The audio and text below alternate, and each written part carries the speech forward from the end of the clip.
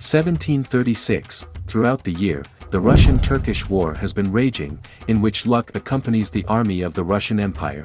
Against the backdrop of the successes of the Russian army, Austria, in order not to be left on the sidelines, decided to act as a mediator in concluding peace on the terms of the abolition of the Treaty of the Pruth and the return of the Azov fortress to the Russian Empire. In turn, the Ottoman Sultan Mahmud I was confident in his abilities and planned to continue the war, but under the threat of Austria entering the war on the side of the Russian Empire, he agreed to hold peace negotiations. It is difficult to say what happened after the Ottoman Sultan agreed to negotiate, but on July 12, 1737, the Holy Roman Emperor Charles VI declared war on the Ottoman Empire.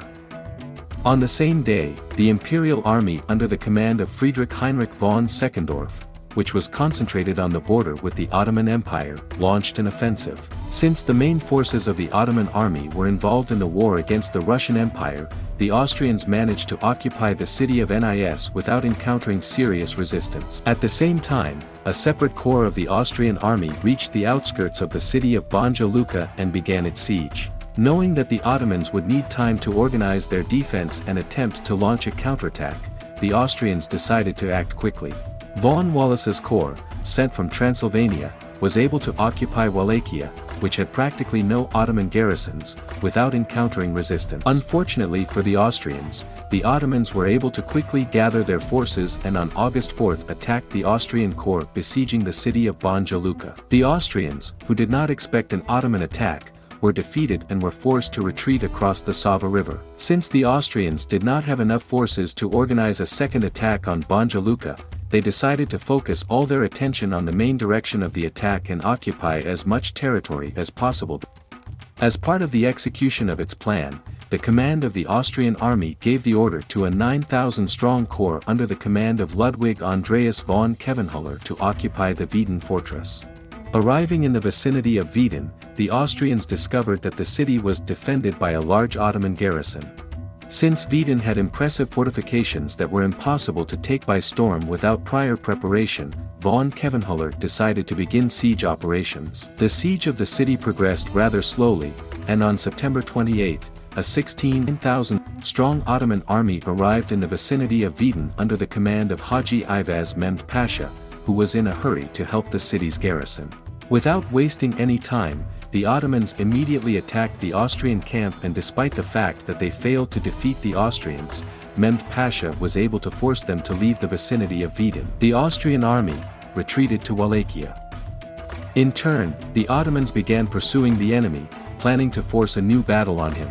Not daring to confront a numerically superior enemy, the Austrians were forced to retreat to Transylvania, and the Ottoman army regained control of Wallachia without encountering serious resistance. Despite regaining control of Wallachia, the Ottoman army was in a difficult position, fighting with two empires, so the Sultan in 1737 was forced to agree to negotiate in Nemirov. Nevertheless, the parties to the conflict failed to achieve peace and the war continued. At the same time, there was a serious possibility that the Ottoman Empire would not be able to withstand the joint onslaught of Austria and Russia, so France and Britain feared that control of the Balkans as well as important trade routes could pass to Austria or the Russian Empire, which would contribute to their excessive strengthening. In this situation, France and Britain began to provide assistance to the Ottoman Empire with weapons and money. After the resumption of hostilities, the Ottomans had not only the help of Britain and France, but also military success. Due to the plague that broke out on the territory of Moldova, the Russian army did not dare to cross the Dniester, as would have been envisaged in the original plan. In the current situation, the Ottoman Empire freed up a significant amount of forces, which the Sultan was able to direct to fight against Austria. Finding itself in the face of a numerically superior enemy, the Austrian command was forced to abandon offensive operations and concentrate on the defense of previously occupied territories.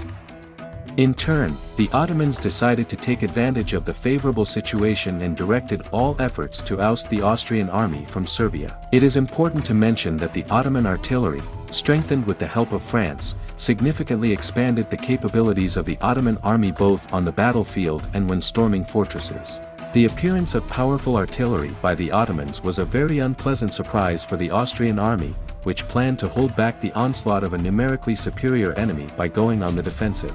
By the end of the year, the Ottomans managed to inflict a series of defeats on the Austrian garrisons and forced the Austrian army to leave the territories occupied at the beginning of the war and retreat to the vicinity of Belgrade. In turn, Charles VI did not plan to begin peace negotiations with the Ottomans. The fact is that the Austrian army planned to take up defensive positions in the vicinity of Belgrade until the moment when the Russian army, through its actions, would draw back a significant part of the Ottoman forces, and then launch an offensive again and regain control over the territories that had to be abandoned. It should be mentioned that the plans of the Austrian command were obvious to the Ottoman Sultan, which is why he decided to focus on the fight against the imperial army.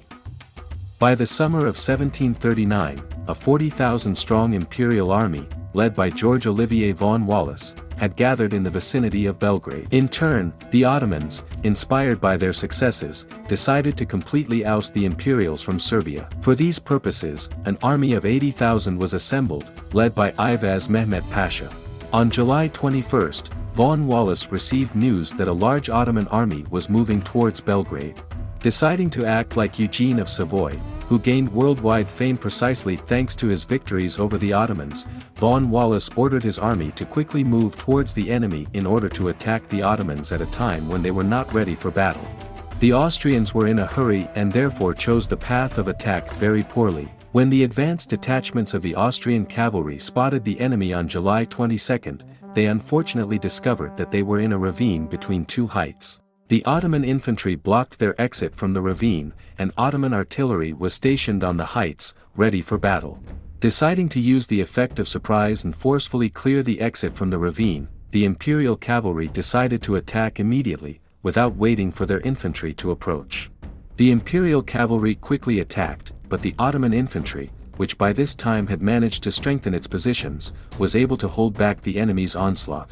Faced with an obstacle in the form of Ottoman infantry fortifications, the Imperial cavalry found itself under powerful enemy rifle and artillery fire. Since the battle took place in a narrow ravine, the Austrian cavalry, which over and over again tried to break through the Ottoman defenses, could not maneuver and therefore suffered huge losses from artillery fire. By the time the Austrian infantry arrived on the battlefield, most of the Imperial cavalry had been destroyed. Realizing that a frontal attack on enemy positions in the ravine under artillery fire would certainly choke, von Wallace ordered his infantry to attack the Ottoman artillery positions first. The attack by the Imperial infantry continued for several hours, but since the Imperials had to attack up the slope under heavy artillery and rifle fire, they were unable to occupy the Ottoman positions. When it became obvious that it would not be possible to dislodge the Ottomans from their fortified positions and further continuation of the attack would only cause additional losses, night fell. Under the cover of darkness, the Imperial army began to retreat.